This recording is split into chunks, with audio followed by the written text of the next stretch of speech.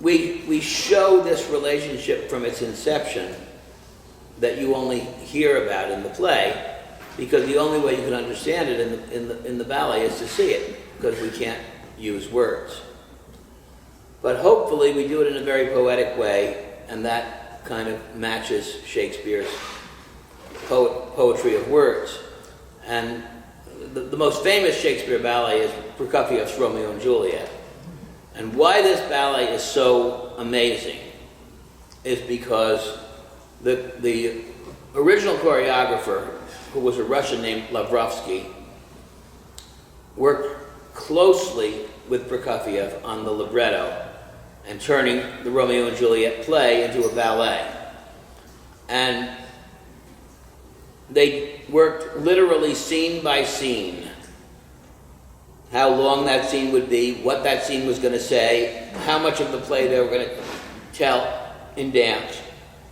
And Prokofiev, who was a great composer, and this is, I'm making a personal statement here, which I'm sure there are many musicologists who wouldn't agree with me, but I would say Romeo and Juliet is his greatest piece of music because it really tells the story so amazingly. And what I've said, I did a Romeo and Juliet my first year after founding the Carolina Ballet. At the end of the year, in May, I choreographed Prokofiev's Romeo and Juliet. When I started to do it, I realized almost instantly that you really have to be a moron not to be able to do a decent version of Romeo and Juliet. And the reason is that the music tells you exactly what to do, scene by scene. So the original choreographer and the original composer were together making this thing happen. So when I asked Mark to do the music, I said, you know, we really have to work that way. We have to work scene by scene. We have to understand exactly what we want to say with this play, how we want to retell it in dance. And when I go into the studio, which was going to be a year after he composed the music, I wanted to be able to walk into the studio and know exactly what I was going to do. Even I didn't know the actual steps. So, and the combinations of steps are sort of equivalent to the dialogue. But you have the synopsis of each scene without the dialogue, without the actual combinations of steps, and then the combinations of steps are not easy to make really good, but they're actually a lot easier than coming up with the synopsis. How you're going to tell the story, how many people are in that scene, what they're saying to each other. That is all so much harder to get right than the actual steps. And the actual steps we put together with the dancers because we use the dancers' personalities. We choose the dancers that are going to be the most right for the part, and then they make an enormous contribution along the way in the creation of the work. But the main thing is to have the music that emotionally tells the story. There's so many composers today composing music for dance, and it doesn't support the drama. The drama needs to be supported, and it needs to be told through the music. So we went to New York. We both got fellowships from NYU last June, and we were there for 5 weeks. And we had 2 separate apartments, but except when we were sleeping, we were together. And we had breakfast, lunch, and dinner, you know, pretty much every day. And we went to theater, and we talked about other performances and how we wanted to do this and what we thought about the creative process. And during the day, Mark worked away making a score, and lo and behold, an amazing thing happened. In 5 weeks, he made this incredible 2-hour score. And so my job now is much, much easier. I've done about a half an hour of 2 hours, but I haven't had time because we had all these other programs we had to do this year. So I won't start the actual really hard part of the hour and a half that's left until 2 weeks from now. Oh my God. And then I will also have pretty much the amount of time that Mark had. I'll have 5 weeks to also come up with the ballet.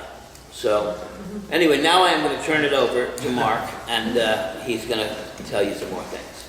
Great. Well, I'm happy to be here. I'm happy that you're here. And we thank you for being here to hear how we made this happen. First of all, working with Ricky Weiss is a real treat. I considered him a friend before, but after 6 weeks, we're really friends. It was either that or the other one. And we opted for friends, I think. And to go to New York City Ballet and to sit next to this man who's danced there was an incredibly heady experience, to say the least. And what we saw was the same Mendelssohn that you will see at the end of this season here. And we had, of course, talked about this Macbeth ballet in Raleigh for 6 months before we ever went to New York for 6 weeks. But in that time, we watched every film production there was ever made of Macbeth, and we watched productions of other things, which shall remain nameless, that perhaps didn't work so well. So we could also know not only what we wanted to do, but what we did not want to do, and what we did not want to fall a victim of. We wanted the music and the choreography to work hand in glove. And as you heard it expressed, the choreography comes in response to the music, yet we had to carve out a libretto together that had surprisingly exact timings that have varied ever so slightly from the very days we met at Ricky's house to talk about it. I have with me what I had in front of my piano when I got to New York to go by.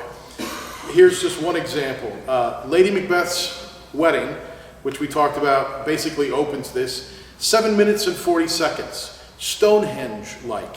Ladies, 1 minute, 0.5, men, 1 minute, 0.5. Ladies, 0.5, men, 0.5. Together, 2 minutes and 40 seconds as follows. Everyone for 40 seconds, Macbeth solo for 40 seconds, Lady Macbeth solo for 40 seconds, conclusion for 40 seconds, transition 1 minute. Good luck.